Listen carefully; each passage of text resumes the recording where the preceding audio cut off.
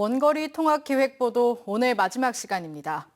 교육청은 그동안 17년 전의 통학구역을 그대로 적용해 원거리 통학을 방치하는가 하면 조례 제정이나 학구 조정 대신 아파트 사업자에게 버스를 운영하라며 통학 대책을 떠넘겨왔는데요. 원거리 통학 문제 해결 방안은 없는 걸까요? 3.2km, 가혹한 통학 환경이 문제시된 순천시 가곡동의 임대 아파트. 사실 이 아파트 500m 앞엔 학교가 있습니다. 다만 같은 통학구역이 아니라는 이유로 배정받지 못했던 겁니다.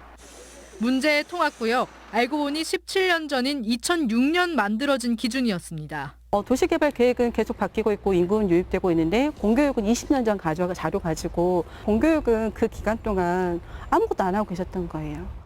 도심 팽창과 학령 인구 감소. 근본적으론 상반된 두 가지가 맞물리면서 발생한 원거리 통학 문제. 도심 팽창에 맞춰 통학구역 조정이나 학교 신설 또는 다양한 지원 조례를 만들 수도 있었지만 그동안 순천교육청과 전남도교육청은 아파트 사업자에게 통학버스 운영 부담을 지우는 방식으로 문제 해결을 미뤄왔습니다. 이는 안전 문제뿐만 아니라 교육권 중 하나인 안전하게 통학할 권리까지 재력에 따라 차별받는 상황까지 초래했습니다. 아파트 간에 이제 차별되는 현상이 발생할 수도 있습니다. 그러니까 그걸 부담할 수 있는 아파트가 있을 거고 부담할 수 없는 아파트가 있겠죠. 이미 비슷한 문제를 겪은 다른 지역 교육청들은 장거리 통학의 원인을 다각적으로 분석하고 창의적인 대책을 마련하고 있습니다. 3년 전 앞서 비슷한 문제를 겪은 울산은 통학거리 1.5km를 초과하는 모든 저학년 학생에게 공공통학버스를 제공한다는 조례를 제정했습니다. 학교 신설이 어렵다는 점을 감안해 서울시 교육청은 오피스텔이나 아파트에 초등학교 분교를 두는 파격적인 방안까지 검토하고 있습니다. 그런데도 지금까지 전남도 교육청은 농촌 지역 학생들을 위한 통학버스 조례를 만든 것이 전부입니다.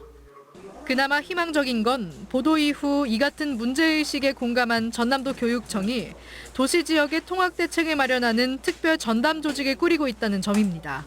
또 지역 정치권도 1.5km 밖의 학생들의 안전한 통학 대책을 마련하는 조례를 고민하고 있어 늦었지만 변화의 기미는 보이고 있습니다. 1.5km 이상의 거리를 통학하면서 겪는 그 불편과 여러 이제 그런 문제점들을 해소하기 위해서 조금 보완하고자 그 조례에 최대한 우리 아이들의 안전을 보장하는 그런 것들을 좀 담고자 합니다. 헌법조차 의무로 규정하고 있는 초등교육. 초등학생들이 안전하게 통학할 권리 역시 모든 학생이 누려야 할 기본적인 권리지만 교육당국이 통학대책을 민간에 떠넘기며 이를 외면하는 사이 오늘도 지역 학생들은 위험한 통학길에 내몰리고 있습니다. MBC 뉴스 강서영입니다.